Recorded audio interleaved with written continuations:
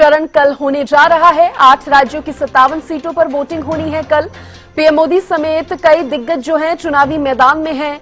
4 जून को लोकसभा चुनाव के नतीजे भी आ जाएंगे। देखिए, बड़ी जानकारी आपको दे दें कि कल लोकसभा चुनाव का अंतिम चरण है, जिसकी 8 राज्यों की 57 सीटों पर कल वोटिंग होने जा रही है। कई दिग्गजों की साख कल दांव पर लगी है और इसको लेकर जनता जो है किन मुद्दों को ध्यान में रखते हुए वोट करने पहुंचेगी, ये देखना दिलचस्प होगा। और उसके बाद 4 जून को नतीजों का दिन है। 4 जून को लोकसभा चुनाव के नतीजे आएंगे, लेकिन उससे पहले कल जो है 8 राज्यों की 57 सीटों पर वोटिंग होनी है। ये लोकसभा चुनाव का अंतिम चरण माना जा रहा है, या यूं कहे 7वां चरण अंतिम चरण है।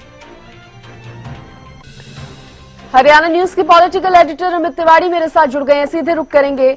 अमित, कल की अगर चुनाव की बात की जाए तो बेहद दिलचस्प रहने वाला है कल का भी मुकाबला, और क्योंकि अंतिम चरण है तो ऐसे में चुनाव प्रचार की बात करें तो तमाम दिग्गजों ने, अब वो भारतीय जनता पार्टी के हों, कांग्रेस के हों या अन्य पॉलिटिकल पार्टीज के दिग्गज ही क्यों ना हो, सबने पूरी ताकत इस अंतिम चरण के लिए भी झोंकी है। बिल्कुल, देखिए, जो प्रचार की कोशिश करनी थी तमाम दिग्गजों ने अपनी तरफ से की है।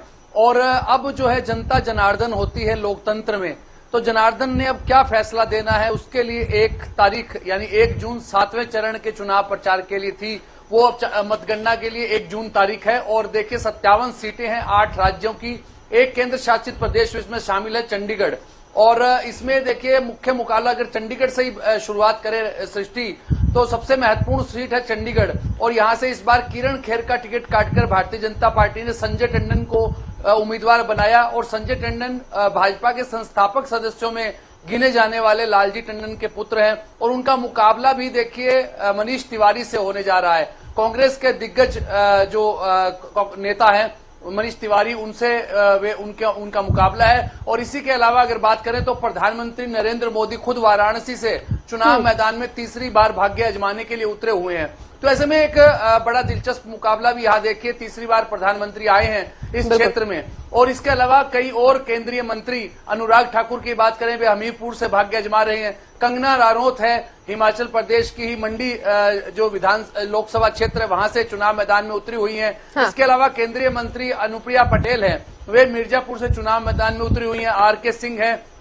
ऐसे में कई जो दिग्गज और केंद्रीय मंत्री इस चुनाव में जो है इस 7वें चरण के चुनाव में भाग्य आजमाने के लिए उतरे हुए हैं। इसके अलावा अगर विरासत की बात भी करें तो टीएमसी के देखिए महासचिव हैं अभिषेक बनर्जी, वे भी ममता बनर्जी के भतीजे हैं। और इस 7वें चरण में वे डायमंड हार्बर सीट से चुनाव मैदान में भाग्य आजमाने के लिए उतरे हुए हैं। इसके अलावा पाटलिपुत्र से मीसा भारती चुनाव मैदान में है। और कई और दिग्गज जो है चेहरे, जो भारतीय राजनीति के बड़े चेहरे हैं, वे 7वें चरण के चुनाव मैदान में उतरे हुए हैं।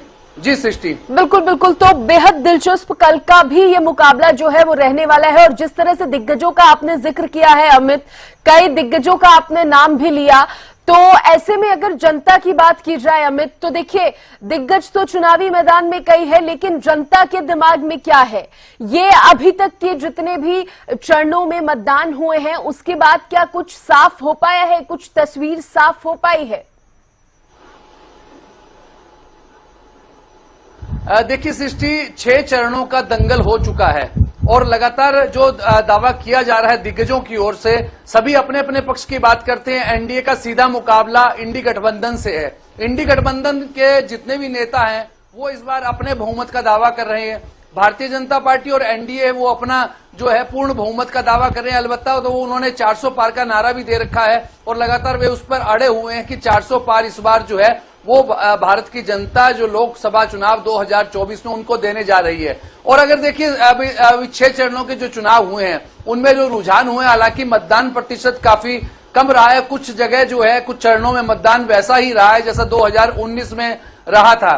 तो ऐसे में इस बार जो 7वें चरण का मतदान है, देखिए पिछली बार करीब जो 65% मतदान जो है वो कुल मतदान दर्ज किया गया था, लेकिन पश्चिम बंगाल की 9 सीटों पर इस बार मतदान होने जा रहा है। पिछली बार 2019 की बात करें तो उस समय में करीब 75% मतदान जो है पश्चिम बंगाल में इन 9 सीटों पर हुआ था और सबसे कम बिहार में हुआ।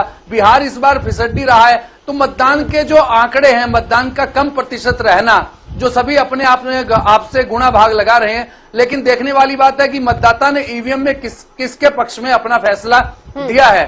हालांकि देखिए इस बार जो अब ये 7वें चरण की बात करें तो पंजाब के मामले में 13 सीटें पंजाब की है, उत्तर प्रदेश की 13 सीटें हैं, पश्चिम बंगाल की 9 सीटें हैं, झारखंड की भी सीटें हैं, इसके अलावा उड़ीसा की भी 6 सीटें हैं। तो ऐसे में कई महत्वपूर्ण सीटें जो है इसमें होने जा रही है। और पंजाब की इस बार खासतौर पर पड़ोसी राज्य हरियाणा का है और इस बार जो है इंडी गठबंधन बेशक भले ही पूरे देश में साथ मिलकर चुनाव लड़ रहे हैं आम आदमी पार्टी और कांग्रेस, लेकिन पंजाब में शायद एक रणनीति के तहत आम आदमी पार्टी पंजाब में कांग्रेस और आम आदमी पार्टी दोनों एक दूसरे से खिलाफ चुनाव मैदान में उतरी हुई है और 27 साल में पहली बार भारतीय जनता पार्टी भी अपने दम पर पंजाब में चुनाव मैदान में उतरी है। और शिरोमणि अकाली दल से अलबत्ता वो गठबंधन करके हमेशा उनकी यही रही कि शिरोमणि अकाली दल के साथ मिलकर चुनाव लड़ा, लेकिन इस बार जो है 4 पार्टियां एक साथ चौकोनीय मुकाबला बनाने की कोशिश में है। लेकिन वहां से भी जो रुझान मिल रहे हैं, देखिए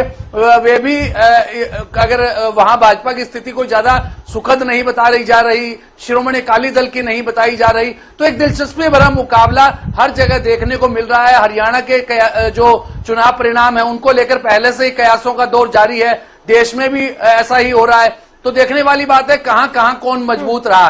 सृष्टि, ठीक है अमित, देखना होगा, दिलचस्प भी होगा ये आखिरी चरण का भी मुकाबला। फिलहाल के लिए बहुत शुक्रिया अमित जुड़ने के लिए और तमाम जानकारी देने के लिए। तो देखिए कई दिग्गजों की साख भी इस अंतिम चरण में दांव पर रहने वाली है। अब ऐसे में देखने वाली बात होगी कि वोटिंग परसेंटेज इस आखिरी चरण में कैसा रहता है और क्या कुछ जनता का मूड जो है मतदान के दौरान दिखाई पड़ता है।